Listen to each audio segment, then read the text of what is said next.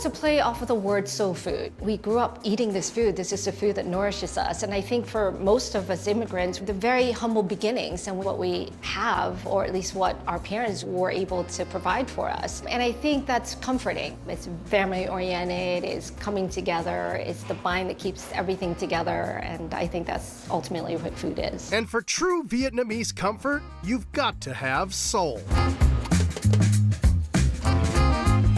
With locations in Marblehead and this sleek spot on Rantoul Street in Beverly, Soall Viet Kitchen is the heart and soul of owners Sa Wen and Mia Lunt, two college friends who wanted to bring their favorite family dishes to the North Shore. Our goal was to share our food. When we would want to eat Vietnamese food, we'd have to go into Dorchester or into Chinatown. And being in the North Shore, it's not as convenient. So we thought it would be a great opportunity for us to share our food and eventually our culture. So when the two set up shop, they created a beautiful, straightforward, unpretentious spot with big windows, high ceilings, and a comfortable vibe. I think Soall Viet Kitchen's comforting. We're not a fancy place. We're not a five-star restaurant. We're just trying to share with you our food in such a way that makes you feel as comfortable as possible. So if someone walks off of the street and have never had Vietnamese food, we'd want them to feel like, hey, you could come in and we'll talk to you about what we serve here and you'll leave pretty happy, I think.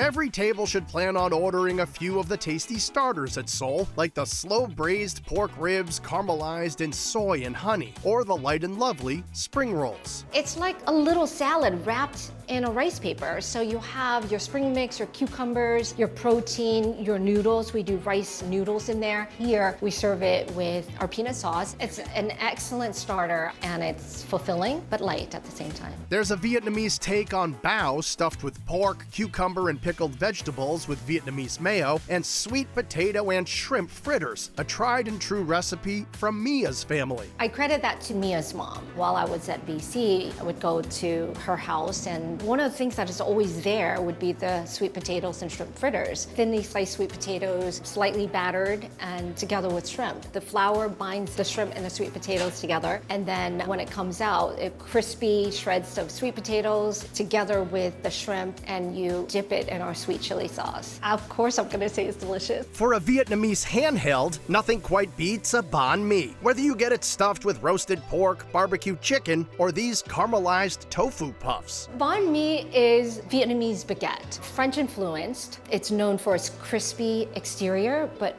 really soft interior. The filling is where it's really fun. You have layers of cucumbers, pickled vegetables, cilantro, various sauces in there. Our most popular one here is our pork belly, and it's layered with scallion onions as well as mayo. So it's really packed with lots of flavor. I would definitely recommend a banh mi. Soup is something the kitchen at Soall prides itself on. Whether you try their shrimp tamarind soup spiked with cherry tomatoes, okra, bean sprouts, and basil chili, or a hearty bowl of traditional pho. Pho is the name of the actual noodle that goes into the actual noodle soup. And it's the standard, I think, by which anyone who's Vietnamese judges another person's Vietnamese cooking. It's the process that my mother taught me. It's one of the first things that I learned how to make. It should come out steaming hot.